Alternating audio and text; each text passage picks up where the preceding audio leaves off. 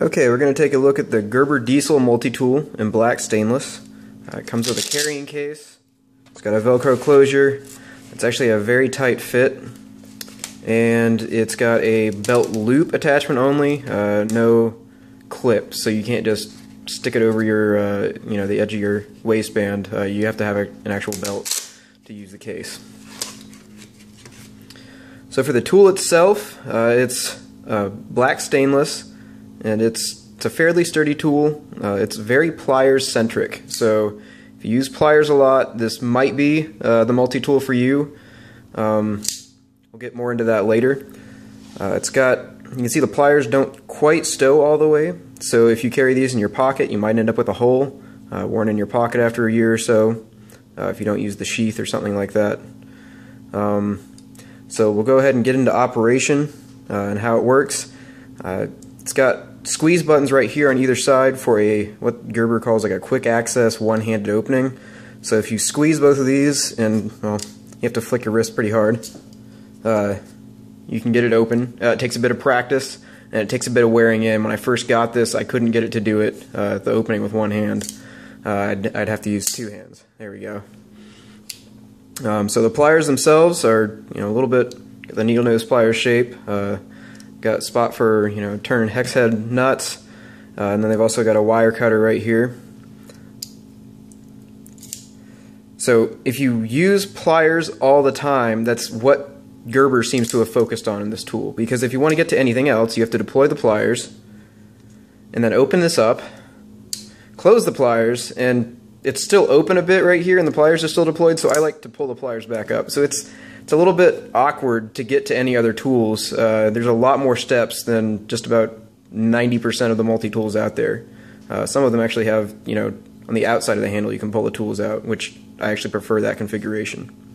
So we've got a saw here, and to stow it you have to redeploy the pliers, and you've got a lock mechanism right here that pulls back.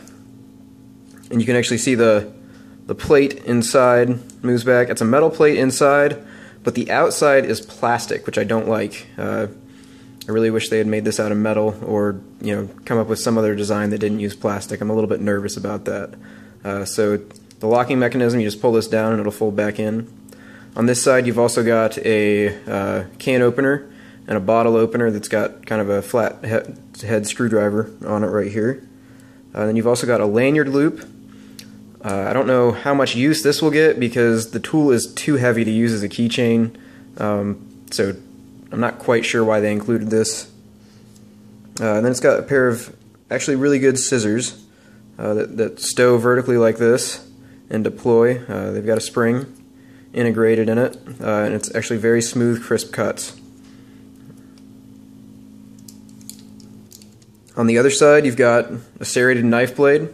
It's pretty sharp. I've used it to cut a few ropes. No significant degradation in the sharpness so far, but if I do get to sharpen it, I obviously won't be able to do the serrated without a special file, so keep that in mind if whether you like serrated blades or just standard blades.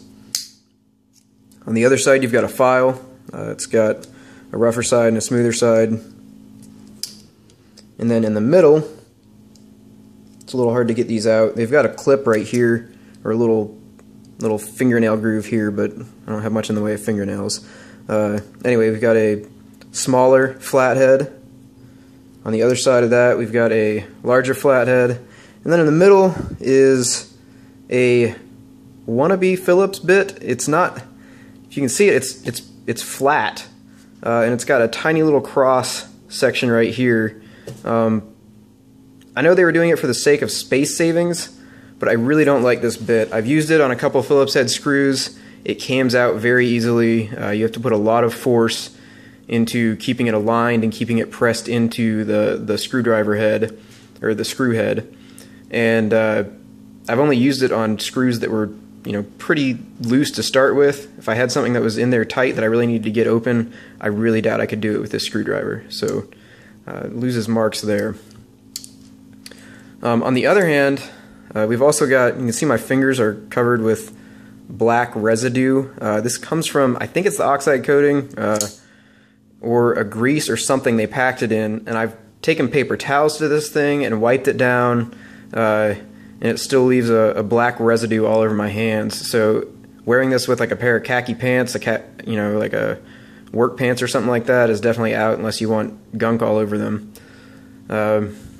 Overall, it's a fairly sturdy tool. Once again, if you use pliers all the time, this might be your multi-tool. Otherwise, I'm not really sure I can recommend it, just because it's a little bit awkward to get access to everything else.